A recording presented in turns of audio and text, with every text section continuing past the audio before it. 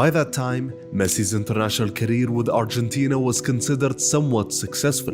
An Under-20 World Cup champion in 2005 and a gold medalist in the 2008 Olympics. Despite the disappointments of the 2006 World Cup and the 2007 Copa America, Messi wasn't considered the main protagonist of the team or the man that would bear all the blame. But with the arrival of the 2010 World Cup and with his numerous achievements both on an individual and team level with Barcelona, there was no doubt that he was the number one star of Argentina. In the middle of the World Cup qualifying campaign, the Argentine national team suffered under coach Coco Basile. Diego Maradona singled out Messi as the sole reason for the poor performances. Diego slowly created a general mistrust of Messi in the minds of the average Argentina fan who worshipped Maradona. After the 1-1 draw against the Peruvian national team in September of 2008, Maradona said, "Sometimes Messi plays for Messi. He has so much arrogance that he forgets about his teammates." Pressure was absolutely mounting on Messi as he replied to Maradona's critique and said, "I'm used to Diego speaking out. We all know what he is like." But Maradona didn't stop talking, and as the national team kept suffering under coach Coco Basile, the federation thought that the best way to shut Maradona up was to put him in the hot seat and coach Argentina. So in October of 2008, Maradona was appointed Albiceleste manager.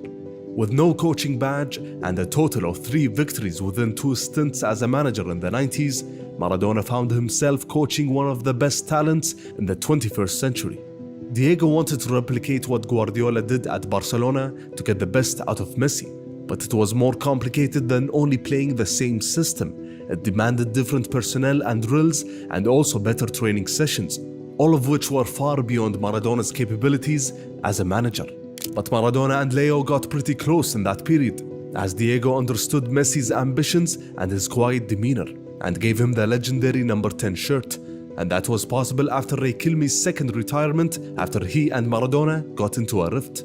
But results kept being inconsistent. A 4-0 win against Venezuela, which saw Maradona praise Leo, was followed by a humiliating 6-1 loss against continent minnows Bolivia. El sexto. Maradona failed to prepare the team to execute within matches, while Messi was not at his best as he searched for individual brilliance in a team that lacked cohesion. In 6 matches under Maradona, Argentina won in 2 and lost 4. But with 2 matches left in the qualifiers, it was still within their hands, as they managed to win against Peru and Uruguay and qualify to the World Cup by the skin of their teeth.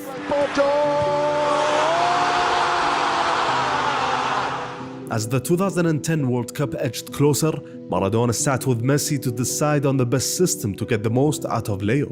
Messi suggested 2 systems and discussed other details as well, and suddenly Messi felt positive about their chances.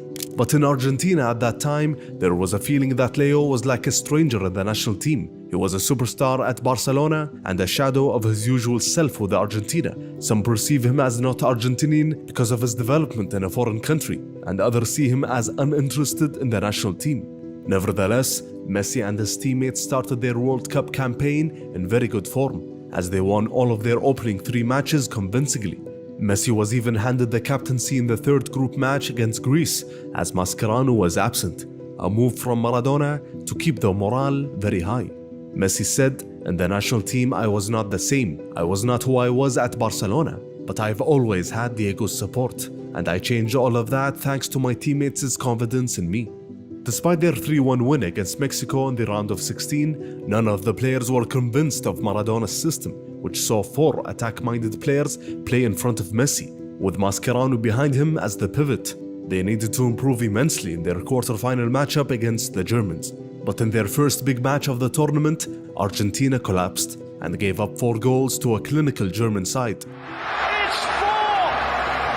Messi scored 47 goals with Barcelona that season and ended up without a single goal in 5 matches at the World Cup. Messi off the frame.